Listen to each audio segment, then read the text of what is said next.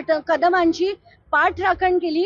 खरं तर त्यांनी स्वतः जाऊन तो सावली बार बंद करणं गरजेचं होतं। त्याचे जे व्हिडिओज होते ते देखील त्यांनी बघितले असतील। तसं न करता अशा व्यक्तीचं समर्थन करणं याच्यावरनं स्पष्ट दिसतंय की त्यांना डान्स बार चालू ठेवायचे।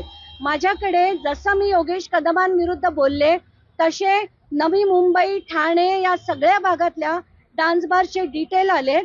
15 डान्स बार ठाण्यात चालू आहेत आणि एका वेळेस जवळजवळ 35 ते 50 बायका।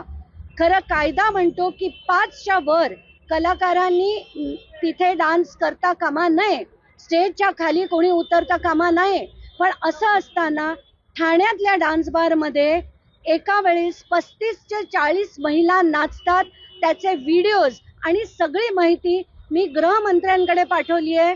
म्हणजे गृह राज्यमंत्री नाही, गृहमंत्र्यांकडे पाठवली, ACS होमकडे पाठवली, श्रीखर परदेशींकडे पाठवली।